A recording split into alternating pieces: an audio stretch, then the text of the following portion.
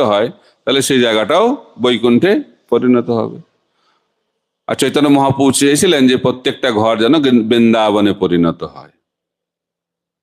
তো এই হলো চতুর্থ বৃন্দাবন। চতুর্থ বৃন্দাবনের ক্যাটাগরিতে পড়ে যাচ্ছে রামকেলি ধাম। রূপ সনাতন ওখানে ছিলেন এবং বৃন্দাবনকে ওনারা প্রকট করলেন।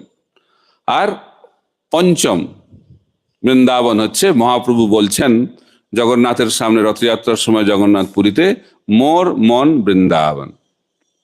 মহাপ্রভু বলছেন আমার মন বৃন্দাবন, অর্থাৎ যে মন সবসময় বৃন্দাবনের চিন্তায় মগ্ন, সেই মন হচ্ছে বৃন্দাবন। তাই সাধক হিসাবে আমাদের কর্তব্য হচ্ছে মনটাকে পরিবর্তন করা। এই জন্য আমাদের আন্দোলনের নাম হচ্ছে কি আন্দোলন? কৃষ্ণ ভাবনামৃত আন্দোলন। আমাদের ভাবনার পরিবর্তন করতে হয়। বেশভূষা পরিবর্তন ঠিক আছে, ওটা গুরুত্বপূর্ণ, কিন্তু আসলটা হচ্ছে হৃদয়ের পরিবর্তন, আসলটা হচ্ছে চেতনার পরিবর্তন। মনটা কোথায় আছে?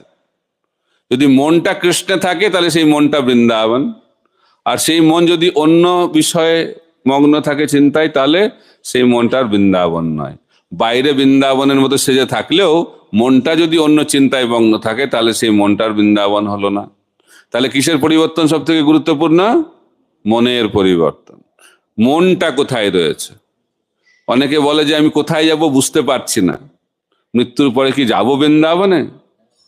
আমাদের প্রতিদিনই মৃত্যু হচ্ছে রাত্রিবেলা। যখন চোখটা বন্ধ হয় তখন কার চিন্তা হয়? এটা একটা চিন্তার বিষয়। যখন চোখটা বন্ধ হচ্ছে কার চিন্তা হচ্ছে? যার চিন্তা হবে সেই গতি আমরা লাভ করব। যদি চোখ বন্ধর সময় বৃন্দাবনের চিন্তা হয়, অবশ্যই আমরা বৃন্দাবনে চলে যাব। তো সেই কারণে প্রতিদিন আমরা চেক করতে পারি আমাদের চেতনাটা কোথায়।